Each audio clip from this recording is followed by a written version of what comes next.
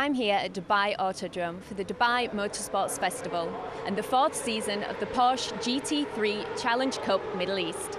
11 countries are competing, including the first ever female driver in this series. With a competitive lineup, this weekend ensures dramatic on-track action from start to finish. The Porsche GT3 Cup Challenge Middle East originated in Saudi Arabia and is held at each of the 5 circuits in the Middle East, the only championship that visits every country that has a racetrack. The Porsche GT3 Challenge has quickly established itself as one of the Middle East's most exciting and professional one-make series, created to provide a platform for homegrown drivers and to attract international drivers to compete in the region.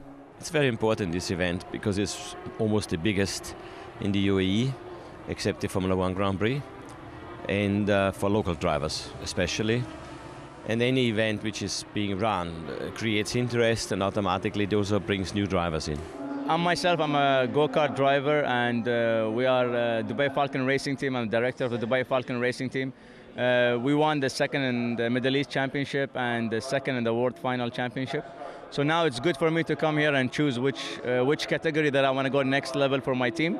And I think it's a very good opportunity for every single local or UAE driver to come down here and choose whatever they want if they have a passion of driving. The fourth season also sees a new chapter in this race series with the participation of female driver Christina Nielsen, the first ever female to race in the Porsche GT3 One Mark series. I think this driving event is really great because it promotes the area and it really supports drivers from this region to participate in a series like this.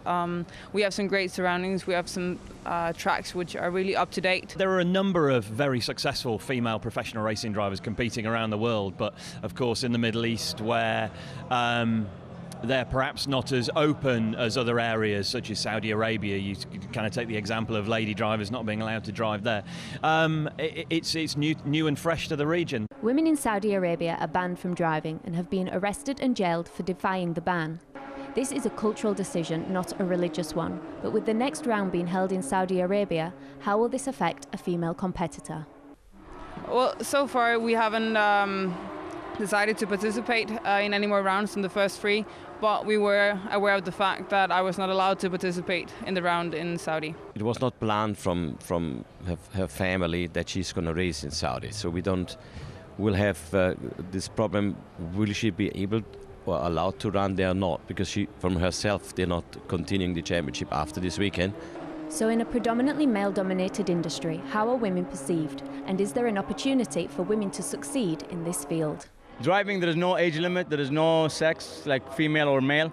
I think everybody could do it. It doesn't matter who, as long as they have a good lap time, they could do very good, they could compete with each other.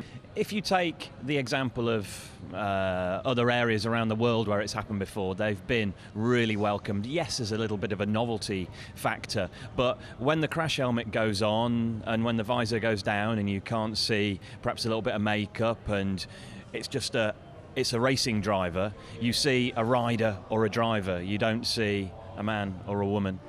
And I think slowly, things will change everywhere where they would like to change. One day, we're going to get also a lady on the grid in Saudi Arabia, but we wait.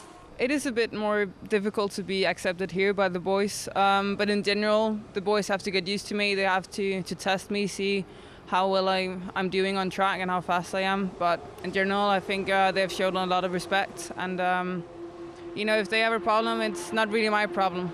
I'm a driver, and I see myself as a driver just like everyone else, and there shouldn't be a difference. With many Western influences coming into the region, is Middle Eastern culture being diluted? For JN1, Amy Kitchingman, Dubai.